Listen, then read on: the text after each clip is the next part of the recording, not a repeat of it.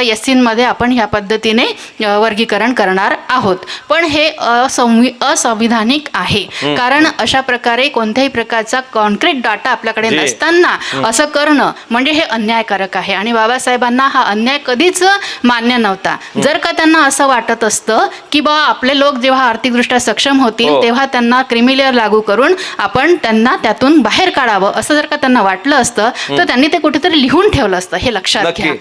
त्यांनी कुठेच असं लिहून ठेवलेलं नाही आहे. याचा अर्थ त्यांना माहिती होता की आपण अचानक म्हणजे अगदीच कुपोषित असणारे लोक आणि अगदी सुदृढ असणाऱ्या लोकांना अचानकरित्या आपण एका रेसमध्ये धावायला सांगत आहोत, तर ही कुपोषित नक्कीच मागे पडणार आहेत. आणि म्हणून आधी यांना सक्षम करणं गरजेचं आहे. आणि ही सक्षमता बरेच काळ कारण तुम्ही किती वर्षापासून हा सगळा संघर्ष करून राहिलेला आहात. तुम्ही तुमच्या बेसिक मूलभूत गोष्टींपासून दूर आहात, तुम्ही शिक्षणापासून दूर आहात, तुमच्या खाण्यापिण्याच्या वस्तूंपासून, सगळ्याच अधिकारांपासून दूर आहात. मग एवढा मोठी जी ही गॅप आहे ती काही 70, 75, 100 वर्षांमध्ये भरून निघणार नाही हे त्यांना माहिती होतं. आणि म्हणून त्यांनी तसं कुठेही नमूदही करून ठेवलेलं नाही. मला असं वाटतं की ज्या समाजाला, जो समाज पुढे आलेला आहे, जसा की यांचं म्हणतात की महार किंवा नवबौद्ध समाज पुढे आलेला आहे, तर तो त्यांच्या मेहनतीच्या बळावर आलेला आहे. त्यांना हे सगळं काही सहज मिळालेलं नाही आहे की ते असं जेवणाचं ताट नव्हतं त्यांच्या समोर.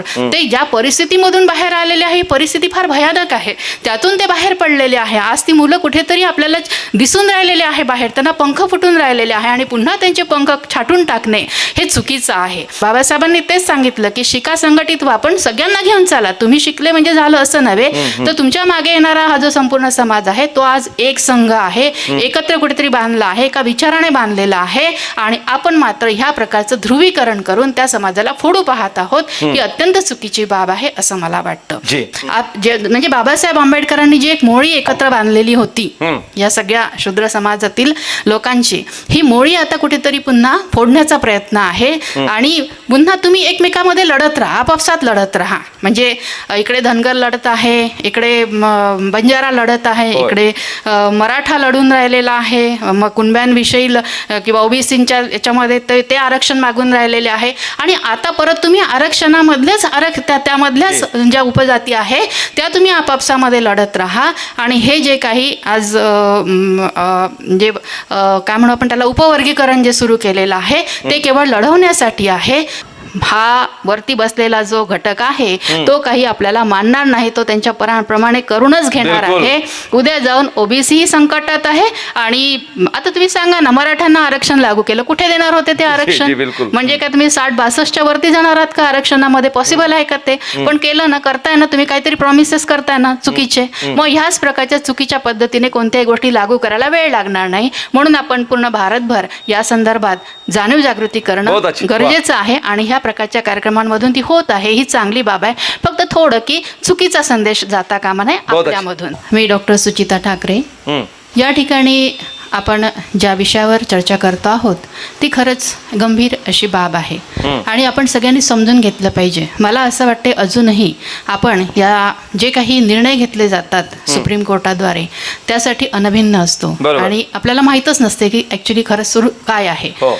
तर मला असं वाटतं की आतापर्यंत जो काही SC, ST, OBC समाज आहे त्यांनी ज्या काही सामाजिक गोष्टी झेललेल्या आहेत, म्हणजे अगदी आपण जर का मनुस्मृतीपर्यंत गेलो, माफ करा मी थोडंसं मागे जाईल, मनुस्मृतीपर्यंत जर गेलो तर भारतामध्ये मनुस्मृतीचा कायदा होता. इंग्रज भारतामध्ये आले तेव्हा त्यांना असं वाटलं की बाबा इतका मोठा हिंदू समाज हा कोणत्या कायद्यानुसार चालतो.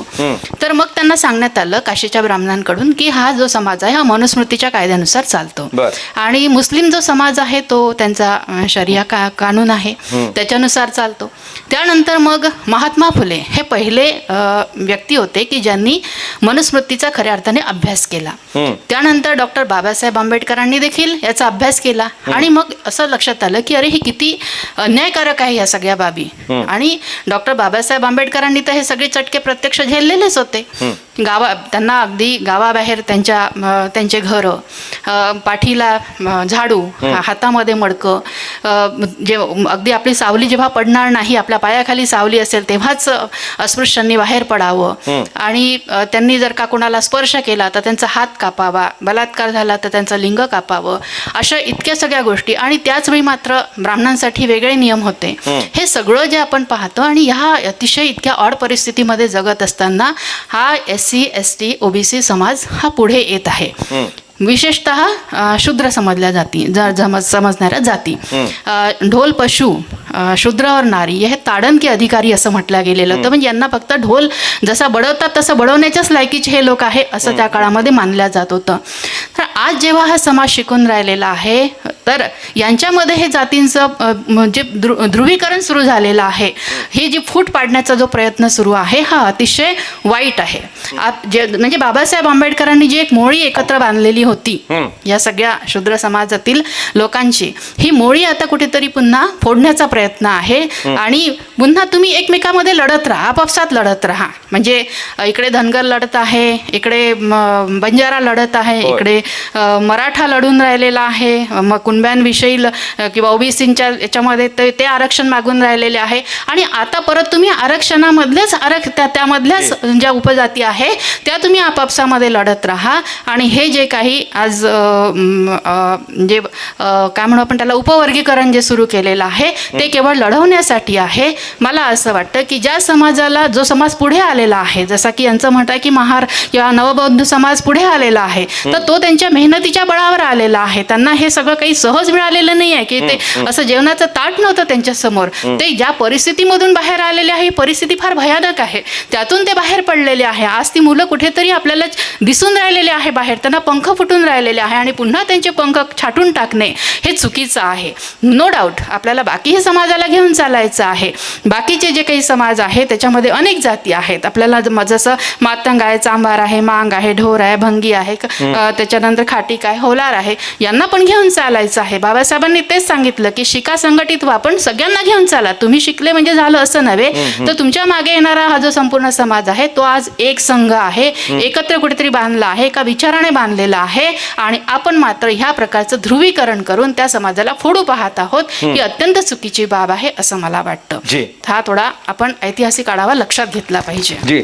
आतापर्यंत आपण मला असं वाटतं की प्रेक्षकांमधून सुद्धा काही अशा प्रतिक्रिया आल्या की तुम्ही फक्त SCंनाच का विभागता, तुम्ही ST आणि OBCंना का विभागत नाही. तर आता याच्यानंतरचं पाऊल तेच राहणार आहे. तुमचं SCचं झालं की STंनाही विभागले जाणार आहे आणि OBCंना, आणि OBCमध्ये क्रिमिलियर, नॉन क्रिमिलियर ऑलरेडी लागू झालेला आहे.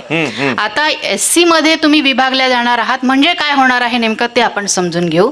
म्हणजेच काय तर क्रिमिलियर लागू पडणार आहे. म्हणजे जे लोक शिकले, ज्यांना नोकरी मिळालेली आहे त्या लोकांना आता क्रिमिलियर, म्हणजेच काय तर तुम्ही आता आर्थिकदृष्ट्या सक्षम झालेला आहात, तुम्हाला आता उत्पन्नाच्या भरोशावर आता तुमच्या मुलाबाळांना आरक्षणाची गरज राहिलेली नाही आहे. आणि म्हणून ती आता खालच्या जातींना, म्हणजेच त्याच्यानंतर किंवा जे काही अजून गरज आहे, ज्यांना खूप गरज आहे त्यांना ते देण्यात येणार, अशा पद्धतीचं ते सगळं आहे. तर आपण हे समजून घेतलं पाहिजे. आपण मातंग समाजातील लोकांना आपला अशा म्हणजे थोडं वातावरणही तसं आपल्यामध्ये आपण तयार नको करायला की नाही बाबा आपण दोघं जण लढतो आहोत. आणि काय होतं ना की बऱ्याचदा त्याच गोष्टी उचलल्या जातात. तर आपण त्यांनाही समजून सांगितलं पाहिजे मातंग समाजातील लोकांना की बाबा हे असं करणं म्हणजे आपल्यामध्ये फूट पाडणं आहे.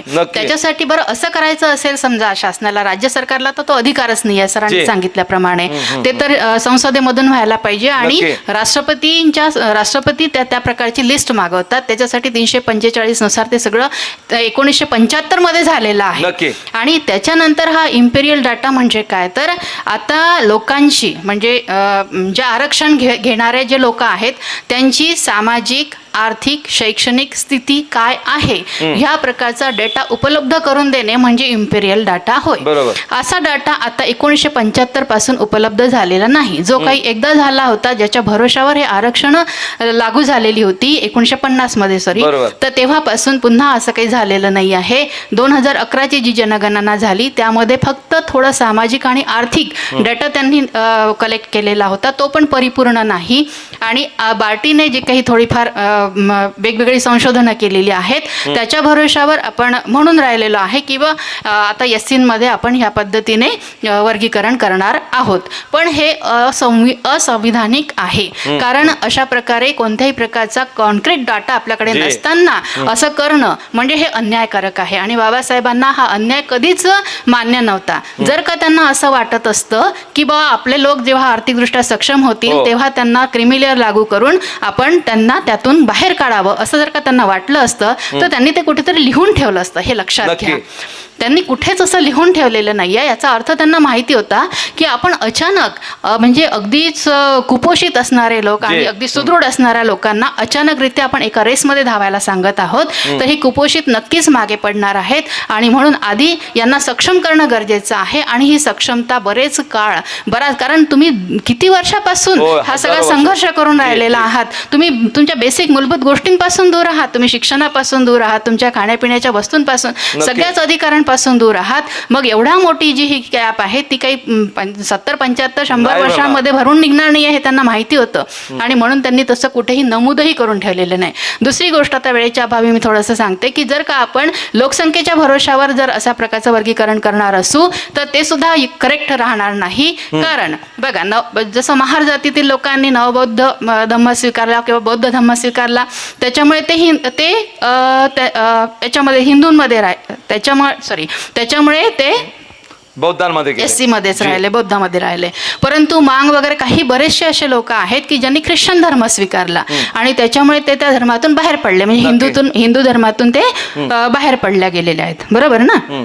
हा, म्हणजे काय तर त्यांची लोकसंख्या आता कमी झालेली आहे. तो एक मुद्दा बाहेर आला की ज्यांनी ख्रिश्चन हा धर्म स्वीकारलेला असेल अशा लोकांना सवलत मिळणार नाही. म्हणजे ते त्यातून बाहेर पडलेले आहेत. म्हणजेच आता जर का तुम्ही थोडासा जर का हा डाटा पाहाल तर मांग आणि इतर जे बहुसंख्य जातीतील लोक आहेत ज्यांनी ख्रिश्चन धर्म आणि इतर काही धर्म स्वीकारलेला आहे त्यांची तशीही लोकसंख्या कमी झालेली आहे. हा डाटा असा सांगतो आपल्याला की 1961 मध्ये 33.94 होते महार, ते 2011 मध्ये 62.22 झालेले आहे. म्हणजे लोकसंख्या वाढलेली आहे महार. ठीक आहे. त्याच्यानंतर मांग जर समाजामध्ये आपण पाहतो तर 30.99 होती 61 मध्ये, ती आता 19.34 झालेली आहे सद्यस्थितीमध्ये. आणि चांभार जातीचं जर पाहू तर ती 23% होती तेव्हा, आता ती 10.97 झालेली आहे. म्हणजे त्यांची लोकसंख्या कुठेतरी कमी होते. म्हणजेच ते कोणते तरी वेगवेगळे धर्म स्वीकारत आहे. तुम्ही इकडे अहेरी आणि इकडे सगळे ज्या आदिवासी ठिकाणी जर तुम्ही जाल तर कित्येक लोकांनी आदिवासी धर्म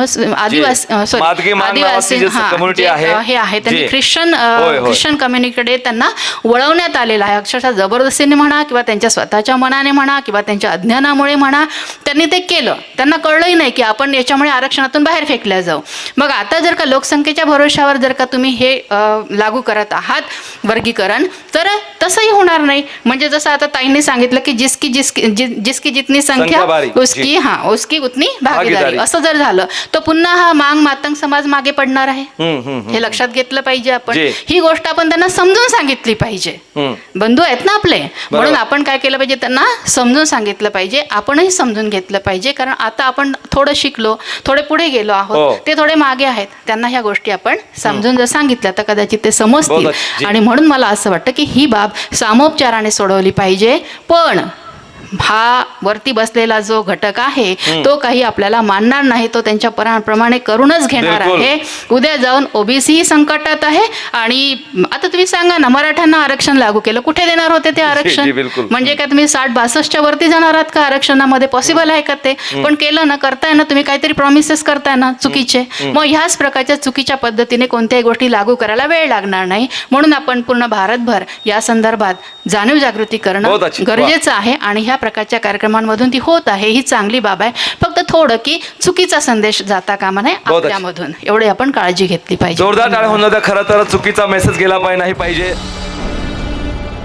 आप देख रहे हैं लॉर्ड बुद्धा टीव्ही.